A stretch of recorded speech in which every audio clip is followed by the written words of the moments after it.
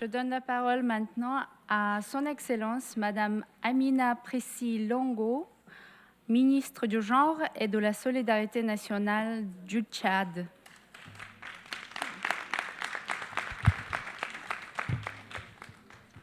Madame la Présidente, permettez-moi à l'entame de mes propos de vous adresser nos chaleureuses salutations au nom de ma délégation et en mon nom propre.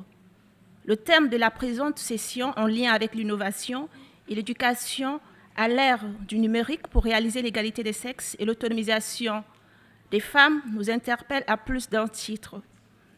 À ce sujet, nous avons l'honneur de vous informer que le Tchad, sous le leadership du président de transition, le général Mahamat Idriss Déby Itno, a entamé l'exécution de son plan d'action national de mise en œuvre de la résolution 1325.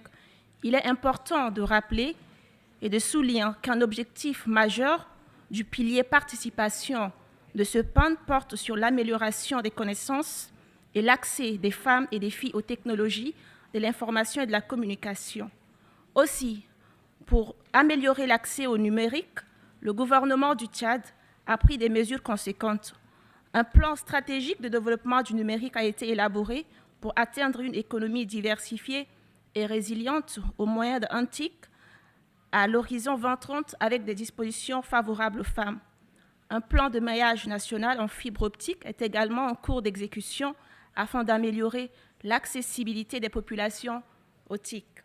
Au niveau opérationnel, il faut noter la baisse de 50% des tarifs d'accès à l'Internet par réseau mobile, la défiscalisation de l'importation du matériel numérique et d'autres initiatives telles que e-éducation, e-santé, e-finance, e-justice, e-gouv sont en cours de mise en œuvre. Bien que le Tchad n'ait pas encore ratifié la convention de Budapest, le gouvernement a d'ores et déjà créé une agence nationale de sécurité informatique et de certification électronique chargée, entre autres, de lutter contre la cybercriminalité. Toutefois, si l'importance du numérique semble indéniable, il faut relever son inaccessibilité dans les pays en voie de développement et plus particulièrement les pays africains où la moyenne d'accès à Internet est de 22% en Afrique subsaharienne selon la Banque mondiale. Madame la Présidente, notre population est en majorité féminine et rurale, confrontée à des défis plus urgents tels que l'accès à l'eau, aux soins de santé primaires, à la sécurité, à la protection sociale, ne saurait apprécier à sa juste valeur la pertinence du terme de notre session.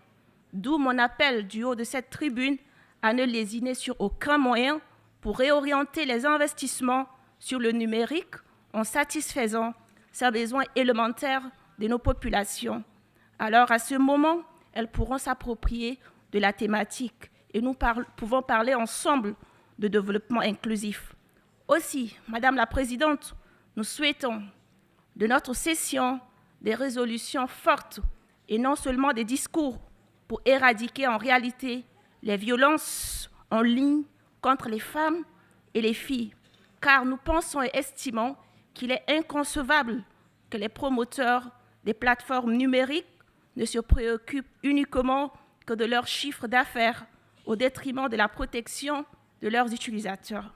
Pour terminer mon propos, Madame la Présidente, je tiens à réitérer la ferme volonté de mon pays, le Tchad, à saisir l'opportunité de l'utilisation de l'innovation numérique pour assurer l'éducation et l'épanouissement des femmes et des filles pour un développement durable et inclusif. Je vous remercie pour votre aimable attention.